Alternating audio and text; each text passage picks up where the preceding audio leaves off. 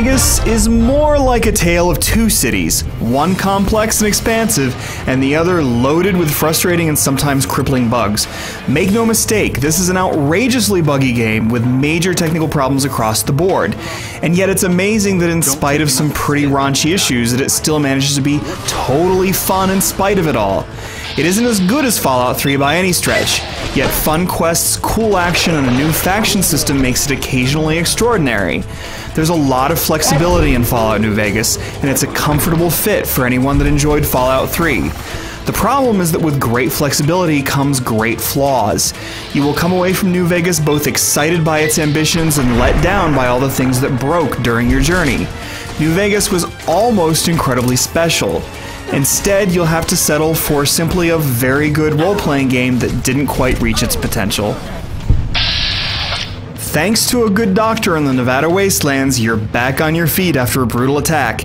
In time, you discover who is behind the attack and the story behind a valuable object desired by several key figures in the New Vegas area.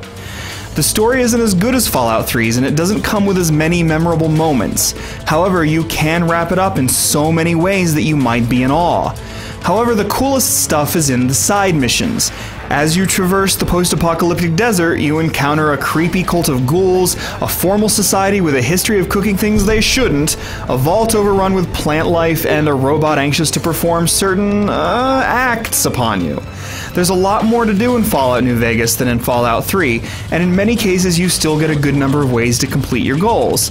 There are too many occasions where you're pushed into doing things in a specific way, but you'll still find plenty of opportunities to pick locks, sneak around, and more.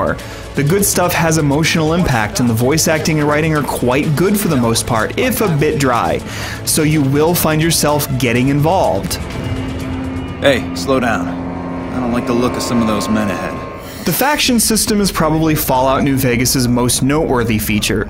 By doing quests for various factions, you will earn their favor or garner their hate, which then unlocks new quests and comes with other benefits, particularly where the main story is concerned. And of course, a lot of this happens in the Vegas Strip, where different families are vying for dominance. The Strip is actually quite small, so keep in mind that most of your time will be spent in environments very similar to Fallout 3's. There's a definite sense that you have an impact on the world, and a lot of things you do have important consequences on how people react to you. But a lot of Fallout New Vegas' best aspects get buried under a multitude of bugs. You should expect to see things break in pretty amazing ways. Crashes are common, the game slows down the more you play, and the loading times get longer and longer. We had an occasion when the game told us that it required DLC to load a save, which meant losing a whole bunch of progress. These things wouldn't be so bad if it was just all related to the game engine, but missions are easily broken too. In one case, we couldn't have a temporary companion come along on our quest because the dialogue option to have him continue the quest wouldn't work. Dialogue sequences wouldn't start, forcing us to reload. One quest didn't register that someone had died. The quest log didn't update on one occasion, so we had no idea what the next step was. Add a few dozen more things and you get an idea of the shape New Vegas is in. And of course, that doesn't include the problems associated with the aging engine powering this game. That includes horrible pathfinding, NPCs bumbling around in rather pathetic ways, a lot of loading times getting in the way, and so on.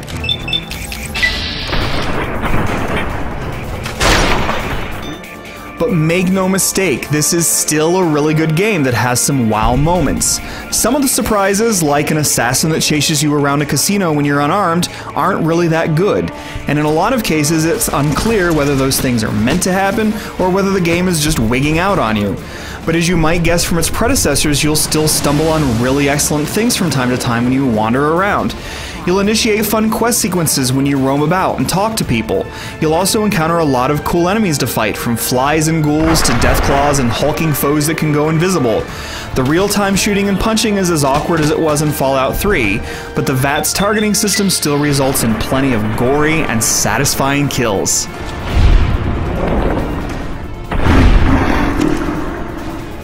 Is New Vegas as good as Fallout 3? No.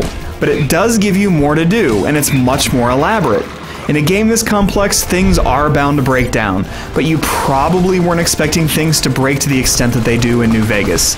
And yet this still is a really good game that Fallout 3 fans will eat up. When things come together, they really do come together in excellent ways. It's just too bad those heights aren't consistent. Still, there's a fantastic role-playing game at the heart of Fallout New Vegas. It's just that the bugs and questing inconsistencies keep this game from blasting into the stratosphere.